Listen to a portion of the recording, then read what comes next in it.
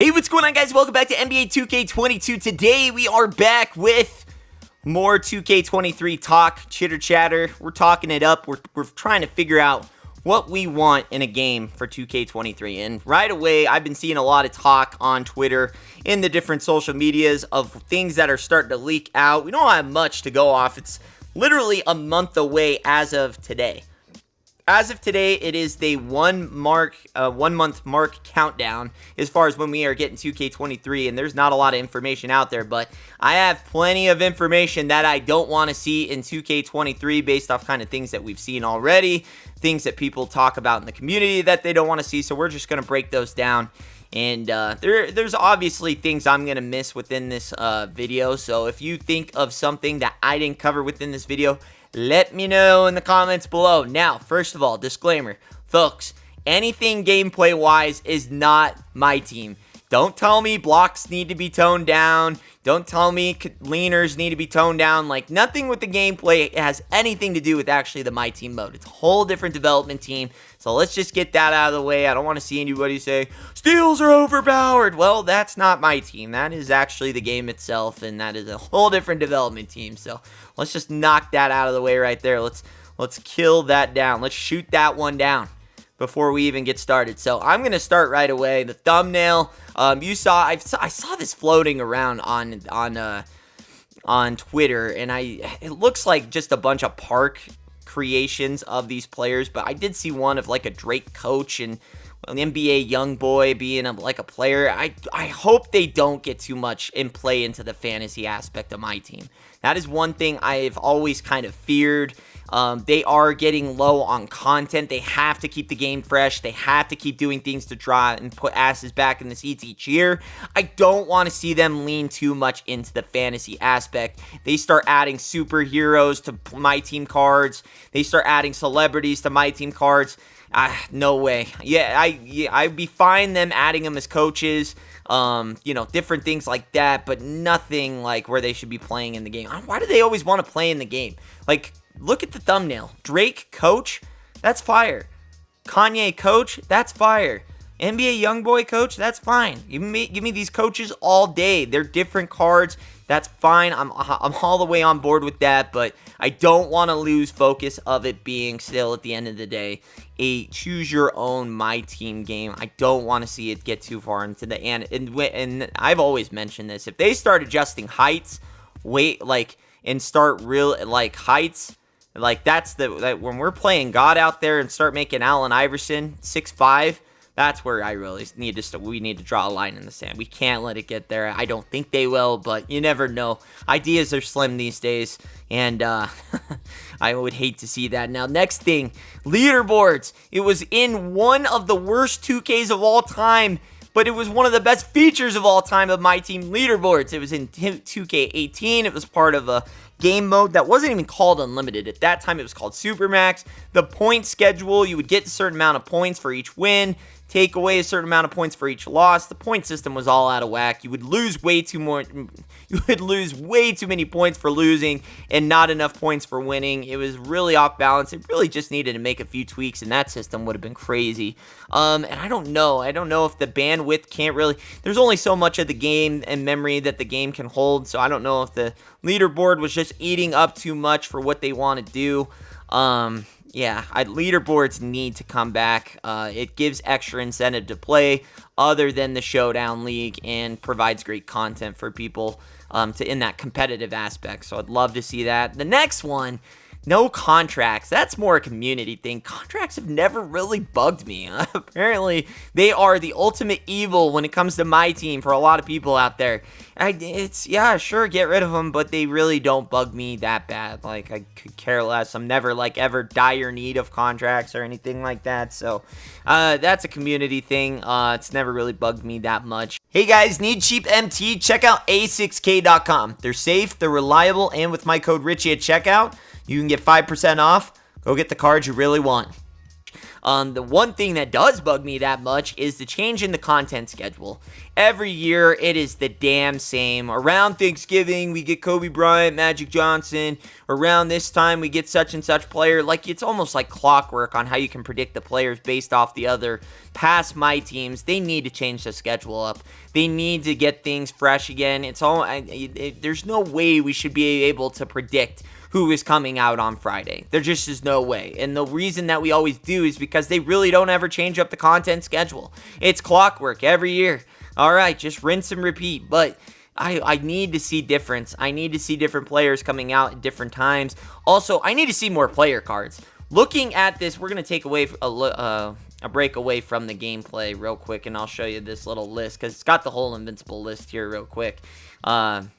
Look at all those players. We are missing so many players from this Invincible list. They just kind of gave up towards the last 2 seasons as far as Invincible cards and giving us more cards. While they got Dark Matters, like, we never got, like, a Ultimate Bobo. Never got an Ultimate Thon Maker. Never got an Ultimate Jonathan Isaac. Never got an Ultimate Karl Malone, Clyde Drexler. Like, I get those cards can be reward cards, but you also need to give, like, it doesn't have to be as good as the collection card, but you got to give like a alternate card for those that don't want to do the reward card. You could have gave Karl Malone another.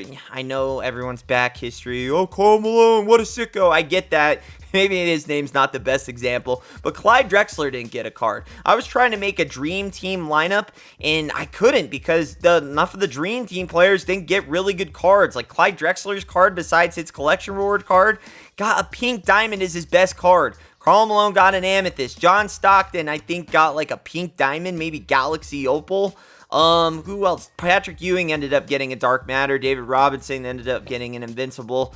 Scottie Pippen got an Invincible. Jordan, obviously, Larry Bird, Magic, they all got end games. But you look at some of the Celtic players like Marcus Smart, Al Horford.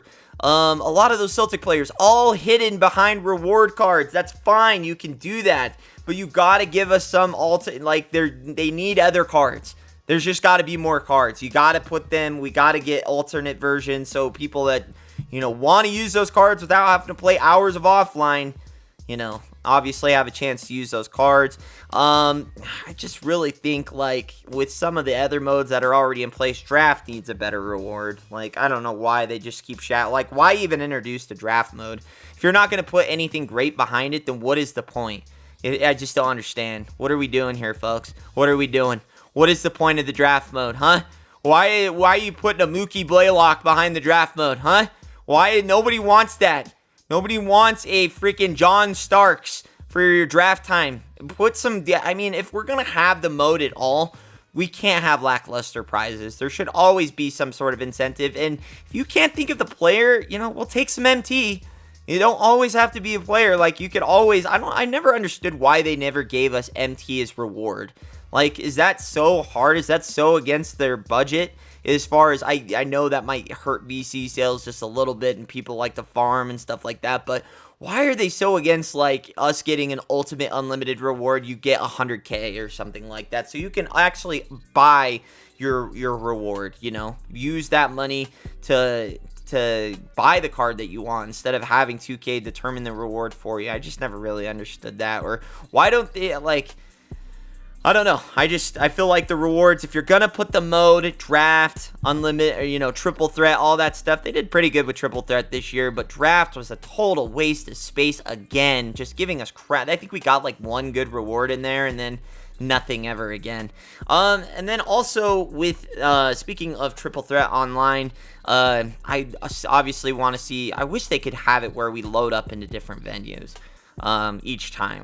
I hate that it always brings us into one venue each time. I wish we could change that. And why can't we get park clothes for players for the triple threat offline or online? Like triple threat in general. Why can't they wear street clothes? Obviously it would be within their sponsorship entitlement. So Kyrie obviously can't wear like an Adidas headband and like a Yeezy shoe or something like that. Obviously he has to stick with Nike branding, but why can't we get like normal streetwear for the park, like our version of park in my team, which is triple threat? Like, I don't understand why that could never be a thing. They have it in park, they clearly have it in the game. I just don't see why we couldn't get those as like cards for packs. Like, players that you can change, like, just to give it more flair. Yeah, so, I mean, there's just a lot of different things I'd like to see in the My Team mode. Obviously, a lot of it is not, you know, we can't change everything about the mode. They do have to keep some consistency. They can't just start from scratch. I understand that, but, I mean, at the end of the day, I don't know. 2K22 for me is right up there with being, like, one of the worst My Teams as far as just overall durability, like as far as keeping you engaged. Content at the start was really good. They brought back some things we really wanted to see, like masked Halloween players and stuff like that, but just at the end they really just dropped the ball and just lost a ton of steam. And I feel like this was the fastest year it ended as far as like content wise. Like, just felt like we got it in more durability and more longevity is the word I'm really looking for in prior years. But, you know, you always remember the good stuff about the prior years. It's hard to remember and go back and be like, oh yeah, that happened and that happened. And I clearly remember what happened to 2K18, but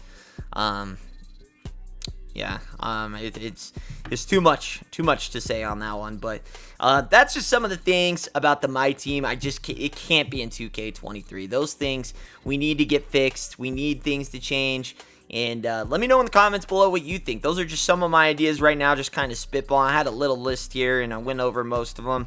And better ending. I just don't ultimately see what the goal is of My Team. You obviously want to create the ultimate team, but I just don't understand where's the competitive. I really want to see them take the My Team competitive to the next level. I think you do that through a leaderboard, and then obviously they need to change 250K. I mean, come on. That tournament is a joke. They have more people paying attention to the content creators that are part of the 2K, you know, staff than they are the actual 2K staff that's putting on the event. Like, that's how you know it needs to be a change. It needs to be adjusted. It needs to have more. It needs to have people involved. So, I don't know. There's a lot I could keep going, but I don't want to make this video too long. I feel like it's already a little bit long, but these are the kind of videos that I think you can just listen to. Just kind of throw it on, do what you got to do throughout the day, and just kind of listen to me ramble. I'm excited for 2K23, but at the same time, I'm also nervous because they always make it seem great, but then it's like, I mean, it feels the same. They need to really do something to change it up, because I feel like, how many times can we get excited for Rocket's T-Mac? How many times can we get excited for a Bulbul? How many times can someone, I mean, the durability as far as the playability, so they need to add something to bring that flavor to the mode, or it's just going to continue to lose players each year. So, just some of my ideas. Let me know in the comments below what you think, what you would add, and that is all I have got for now. If you enjoyed the video, if you enjoyed listening to this, let me know in the comments below. Also, let me know any ideas I might have missed and what you want to see in My Team 2K23. Also, make sure you hit the like button. Lets me know that you enjoy these. Other than that, enjoy your rest of your time on 2K22. It's only a month left. So hang in there, fellas. I'm sure a lot of you haven't even turned it on, but that's okay. Hey, it's only a month away, gents. Let's hang in there together. I'll be back with more content soon. Richie Nation.